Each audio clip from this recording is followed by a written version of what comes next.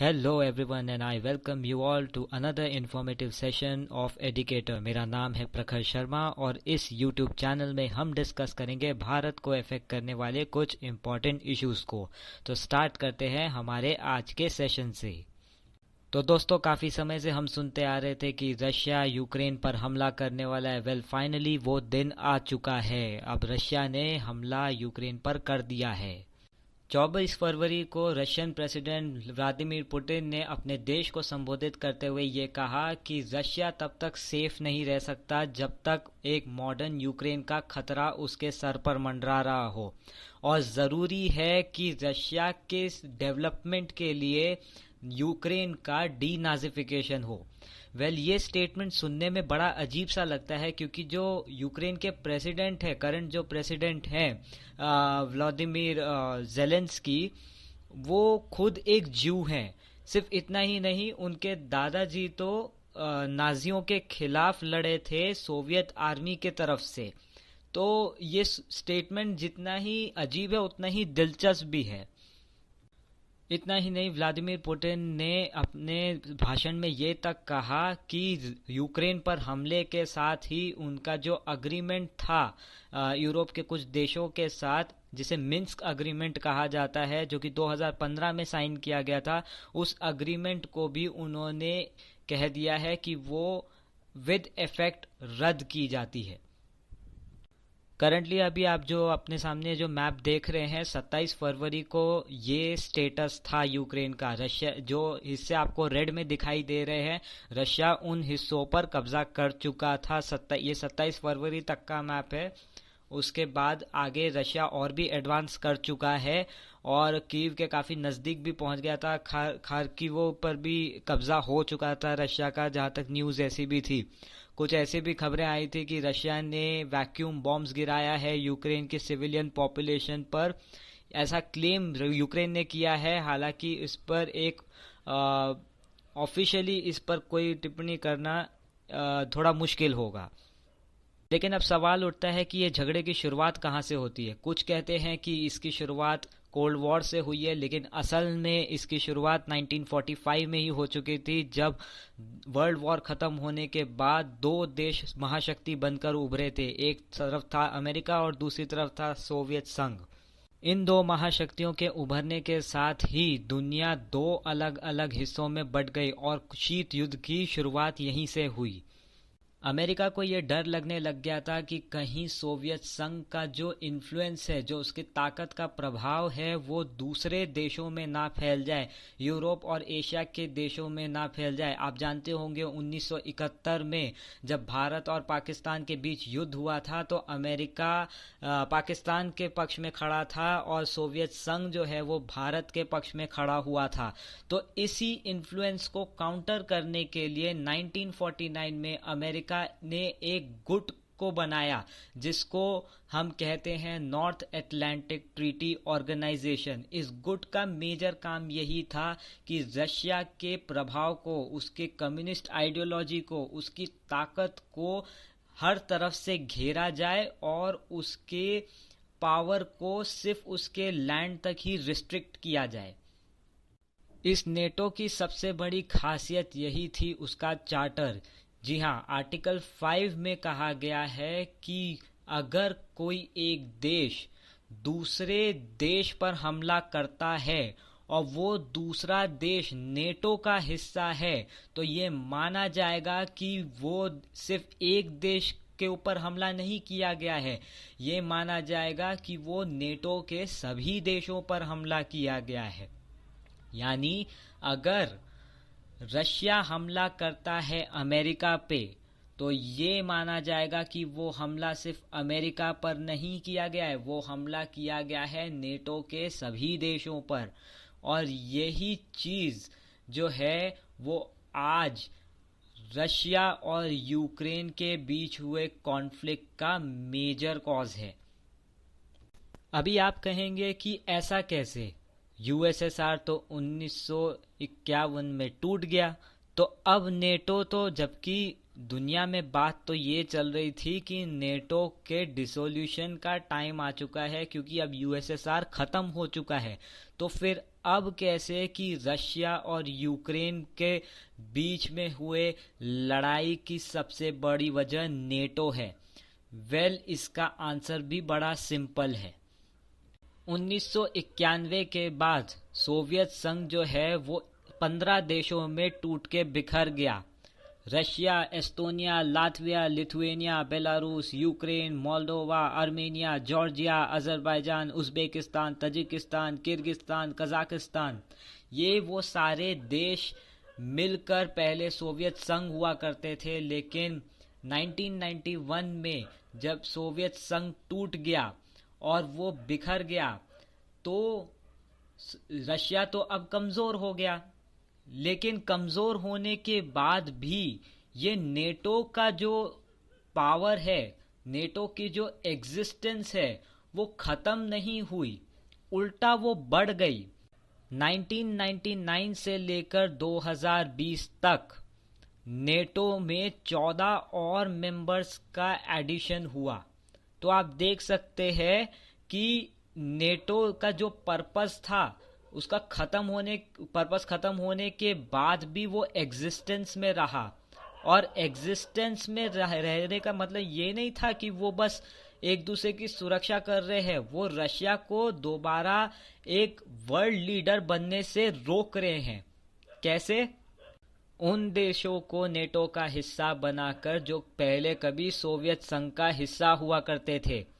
जो देश सोवियत संघ से टूटकर बने थे, वो एक तरह से एज अ बफर स्टेट काम करने वाले थे नेटो और रशिया के बीच में।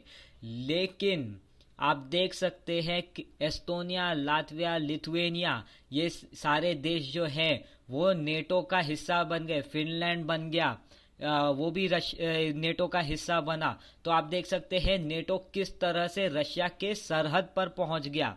आप सिर्फ ये देख सकते हैं बेलारूस है और यूक्रेन है, जो कि अभी तक नेटो का हिस्सा बने नहीं है। आप मैप में देख सकते हैं कि जहां फिनलैंड के रास्ते से ज्योग्राफिकल एडवांटेज होने की वजह से रशिया एक तरह से अपने आप को डिफेंड कर सकता है, ये चीज यूक्रेन के रास्ते पॉसिबल नहीं है। और यूक्रेन ने इससे पहले कई बार इच्छा जाहिर करी थी कि वो नेटो का हिस्सा बनना चाहते हैं। तो आप समझ सकते हैं कि क्यों यूक्रेन का नेटो में शामिल होना रशिया के लिए एक बड़ा सिक्योरिटी चैलेंज है। लेकिन ऐसी बात नहीं है कि यूक्रेन हमेशा से ही प्रो अमेरिका या प्रो नेटो रहा है। इससे पहले जब ज़ेलेंस्की प्रेसिडेंट नहीं थे यूक्रेन के, उससे पहले यूक्रेन काफ़ी हद तक प्रो रशिया हुआ करता था। लेकिन अब चेंज यहाँ से आना शुरू होता है। 2010 में विक्टर यानुकोविच प्रेसिडेंट बनते हैं यूक्रेन के, और उन्होंने कई सारे कंट्रोवर्शियल डिसीजंस ऐसे लिए जिससे यूक्रेन की अर्थव्यवस्था काफ़ी हद तक खतरे में आ गई। उन दिनों यूक्रेन और यूरोपियन यूनियन के बीच में एक अग्रीमेंट साइन होना था, जिसे हम कहते हैं यूक्रेनियन यूरोपियन एसोसिएशन अग्रीमेंट, जिसकी वजह से जो यूक्रेन की अर्थव्यवस्था है, ट्रेड को बूस्ट करके एक तरह से उसको फायदा पहुंचना था। लेकिन यानुकोविच के डिसीजन के कारण ये डील साइन नहीं हो सका। उल्टा वो रशिया के पास गए, $15 बिलियन का उन्होंने बेल आउट लिया रशिया से। ये चीज एक तरह से टेम्पररी रिलीफ तो दे सकता था यूक्रेन को, लेकिन एक परमानेंट सॉल्यूशन नहीं। ये बात जनता जानती थी, और इसी बेल आउट के बाद पूरे यूक्रेन में प्रोटेस्ट शुरू हो गए, दंगे भड़कने लग गए, मारकाट मचने लग गई, और जल्द ही सिविल वॉर के कगार पर खड़ा हो गया यूक्रेन। कुछ आंकड़ों की माने तो यूक्रेन में इस समय हजारों नागरिकों की मौत हुई थी। विक्टर यानुकोविच को भी समझ में आया कि अब कीव में रहना उनके लिए खतरे से खाली नहीं है, इसलिए वो जल्द ही कीव से भाग गए और रशिया की तरफ असाइलम लेने चले गए। ये इंसिडेंट हुआ था 2014 में और इसके ठीक बाद रशिया ने यूक्रेन के सरहदों पर मिलिट्री बिल्ड करना स्टार्ट कर दिया। इतना ही नहीं, बहुत जल्द दोनों देशों के बीच लड़ाई का माहौल हो गया और रशिया ने क्रीमिया को हथिया लिया। सिर्फ इतना ही नहीं, डोनेत्स्क और लुहांस्क पर भी अपनी पकड़ मजबूत कर ली थी। मिलिट्री कैंपेन के तुरंत बाद एक रेफरेंडम लिया गया था क्रीमिया में और सेवास्तोपोल में, और 96% वोटर्स जो क्रीमिया के थे उन्होंने ये वोट किया कि वो रशिया के साथ मिलना चाहते हैं। Similarly 95% of the voters Sevastopol में ने भी अपने लिए सेम चीज डिसाइड करी। लेकिन इंटरनेशनल ऑब्जर्वर्स जो थे, बहुत सारे ऑर्गेनाइजेशंस जो थे विदेशी, उन्होंने इस रेफरेंडम को वैलिड मानने से इनकार कर दिया। यूनाइटेड नेशंस जनरल असेंबली में भी रशिया के एक्शंस को क्रिटिसाइज किया गया। अब हम आते हैं 2022 में, जब रशिया ने यूक्रेन के ऊपर दोबारा हमला कर दिया है और इस हमले के तुरंत बाद ही दुनिया भर के देशों ने रशिया के ऊपर सैंक्शंस लगाने शुरू कर दिए, रशिया को क्रिटिसाइज करना शुरू कर दिया इंटरनेशनल प्लेटफॉर्म्स पे। इतना ही नहीं, जर्मनी ने तो यहाँ तक कर डाला कि उन्होंने नॉर्ड स्ट्रीम 2 के जो पाइपलाइन है उस पर फर्दर डिसीजन लेने पर फिलहाल के लिए रोक लगा दिया है। ये एक बहुत बड़ा कदम है क्योंकि रशिया दुनिया का लार्जेस्ट नेचुरल गैस एक्सपोर्टर है और सेंट्रल यूरोप के कई देश रशिया पर निर्भर है अपने एनर्जी नीड्स के लिए। एक आंकड़ों के अनुसार 40% नेचुरल गैस सेंट्रल यूरोप का रशिया के थ्रू ही आता है। लेकिन सवाल ये उठता है कि इकोनॉमिक सैंक्शंस ही क्यों रशिया को रोकने के लिए मिलिट्री एक्शन नहीं लिया गया है? क्योंकि इन द पास्ट भी हमने देखा है रशिया के ऊपर सैंक्शंस का कोई खास इफेक्ट नहीं पड़ता है। तो जब हमारे पास मिलिट्री ऑप्शन अवेलेबल है तो क्यों उसे एक्सप्लोर करने से अमेरिका और वेस्ट के देश डरते हैं? क्योंकि ये अपने पैर पर कुल्हाड़ी मारने जैसा होगा। आप देख सकते हैं जर्मनी ने नॉर्ड स्ट्रीम 2 का जो आगे फर्दर डिसीजंस जो उस पर लेने थे वो फिलहाल के लिए रद्द कर दिया है। तो अब जर्मनी का नेचुरल गैस की जो नीड्स है वो कौन पूरा करेगा? क्योंकि रशिया जो कि नंबर 1 एक्सपोर्टर है नेचुरल गैस का, उसने हमला कर दिया है नंबर 2 पर यानी यूक्रेन पर। तो जर्मनी के ऊपर तो यही डिसीजन बड़ा भारी पड़ गया। तो ये सैंक्शंस तो छोटी चीजें हैं, जब यही चीजें इतनी भारी पड़ रही हैं तो सोचे मिलिट्री एक्शन का क्या इफेक्ट पड़ेगा। दूसरी बात यह है कि यूक्रेन नेटो का हिस्सा नहीं है। यूक्रेन को ऑफर किया गया है नेटो में मेंबरशिप, लेकिन क्योंकि वो उसका मेंबर नहीं है तो नेटो का जो आर्टिकल 5 है वो यूक्रेन के केस में लागू नहीं होता है। एक और रीजन है अमेरिका का एक्सपीरियंस अफगानिस्तान में। आप देख सकते हैं अमेरिका अपनी सेना तो भेज देता है लेकिन फिर उस देश को कंट्रोल करना उसके लिए बड़ा मुश्किल हो जाता है। तो अमेरिका नहीं चाहता कि यूक्रेन में उसका वही हाल हो जो हाल उसका इराक में, सीरिया में और अफगानिस्तान में हुआ है। और चौथा सबसे बड़ा मेन रीजन ये है कि रशिया के पास न्यूक्लियर वेपन्स हैं। ऐसा कहा जाता है कि रशिया के पास एक न्यूक्लियर वेपन है सार बॉम्बा, जिसका पावर 100 मेगा टन्स के आसपास है।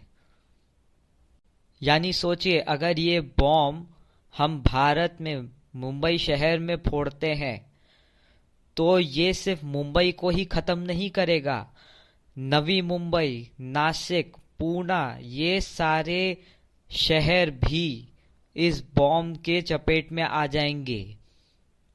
So now you can understand कि कोई भी देश रशिया के अगेंस्ट जाने से इतना डरते क्यों हैं। अब सवाल ये आता है कि भारत चुप क्यों है। भारत तो एक नॉन अलाइंड देश है, वो ना तो रशिया के कैंप में रहा है ना अमेरिका के कैंप में रहा है। तो ये बात तो सभी जानते हैं कि रशिया जो इस वक्त कर रहा है वो यूक्रेन की सॉवरेनिटी पर खतरा है। तो भारत तो हमेशा से कहता आया है कि हर देश को आज़ाद रहने का हक है, सॉवरेनिटी उसका बेसिक राइट है। तो रशिया के अगेंस्ट वो जाने से इतना, उसको क्रिटिसाइज करने से इतना चुप क्यों रहा है। वेल, इंडिया की जो डिफेंस नीड्स है वो रशिया ही पूरी करता है। एक आंकड़ों के हिसाब से 70% of the weapons come from Russia, यानी रशिया से ही 70% वेपन्स को इंपोर्ट किया जाता है। तो भला भारत अपना ही हाथ को क्यों काटने जाएगा। इसके अलावा भारत को जरूरत है रशिया की यूएनएससी में परमानेंट मेंबरशिप हासिल करने के लिए, एनएसजी में मेंबरशिप हासिल करने के लिए भारत को जरूरी है रशिया का साथ। तीसरा कारण है इंडो पैसिफिक रीजन में भारत की डोमिनेंस को बरकरार रखने के लिए जरूरी है यूएस और रशिया दोनों का साथ जरूरी है असर्टिव चाइना को काउंटर करने के लिए। सबसे आखिर में और सबसे इम्पोर्टेंट कारण ये है, इंडियन स्टूडेंट्स जो कि यूक्रेन में फंसे हुए हैं उनको सेफली इवैक्यूएट करना है। अगर इस वक्त भारत यूक्रेन के अगेंस्ट जाता है तो उससे इंडियन स्टूडेंट्स की सेफ्टी को लेकर के प्रॉब्लम्स क्रिएट हो सकती हैं, और अगर भारत रशिया के अगेंस्ट जाता है तब भी वही सेम इश्यूज क्रिएट होंगे। तो ऐसे में बेहतर है कि भारत इस वक्त न्यूट्रल रहे। तो अंत में आता है कि इन सब चीजों का सॉल्यूशन क्या है। वेल, दुनिया के पास 4 ऑप्शंस अवेलेबल है। या तो वो इस जंग को सपोर्ट करे, या फिर रशिया के अगेंस्ट जंग करे, इकोनॉमिक सैंक्शंस लगा सकते हैं, या फिर डायलॉग एंड डिप्लोमेसी कर सकते हैं। पहले के 3 एक्शंस की वजह से कोई खास रिजल्ट्स नहीं निकला है, तो चौथा ऑप्शन ही सबसे ज्यादा इफेक्टिव साबित हो सकता है इस जंग को रोकने के लिए। तो गाइज, इसी के साथ हमारा आज का ये सेशन एंड होता है। कमेंट सेक्शन में ज़रूर बताइएगा कि आपको ये सेशन कैसा लगा। लाइक करें, शेयर करें, सब्सक्राइब कीजिए। मिलेंगे हम आपसे अगले वीडियो में।